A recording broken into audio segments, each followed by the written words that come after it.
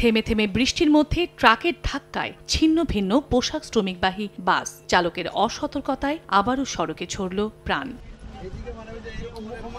বৃহস্পতিবার সকাল 6:30টার দিকে পোশাক কর্মী নিয়ে একটি বাস যাচ্ছিল মানিকগঞ্জ। ঢাকা আরিচা মহাসড়কের শিবালয়ের বোয়ালি ব্রিজ এলাকায় পৌঁছালে বিপরীত দিক থেকে আরিচাগামী ট্রাকের সঙ্গে মুখোমুখি সংঘর্ষ হয়। এতে বাসটির সামনের অংশ দুমড়ে মুচড়ে যায়। ধাক্কা দিয়ে সড়কের পাশের খাদে পড়ে যায় ট্রাকটি। এ সময় বাসে থাকা 3 নারী পোশাক শ্রমিকের মৃত্যু হয়। খবর পেয়ে পুলিশ ও ফায়ার সার্ভিস ঘটনাস্থলে পৌঁছে আহত 25 জনকে উদ্ধার করে হাসপাতালে পাঠায়। এর মধ্যে গুরুতর আহত 7 জনকে উন্নত চিকিৎসার জন্য পাঠানো হয়েছে ঢাকায়। ট্রাক চালকের গাফিলতিতে দুর্ঘটনার অভিযোগ প্রত্যক্ষদর্শীর। ট্রাকের ড্রাইভার হলো রাতভর গাড়ি চালাইছে, রাত জাগা ছিল, যার কারণে হয়তো ঘুমে গাড়িটা মেরে দিছে। আইন আছে, তারা কাজ করবে। আর হলো গার্মেন্টসের মালিক পক্ষের এটা দেখতে হবে, দীর্ঘদিন কাজ করছে, অবশ্যই তাদের সহযোগিতার হাত বাড়ায় দিতে হবে। প্রাথমিক যে ট্রিটমেন্ট আমাদের এখানে সম্ভব সেটা দিয়ে মানিকগঞ্জ সদর হাসপাতালে রেফার করা হয়।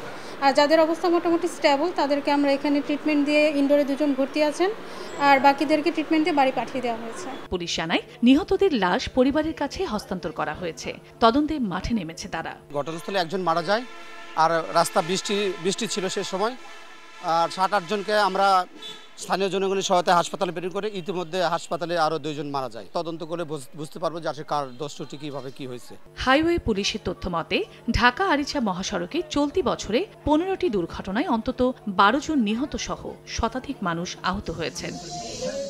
সময় সংবাদ, মানিকগঞ্জ।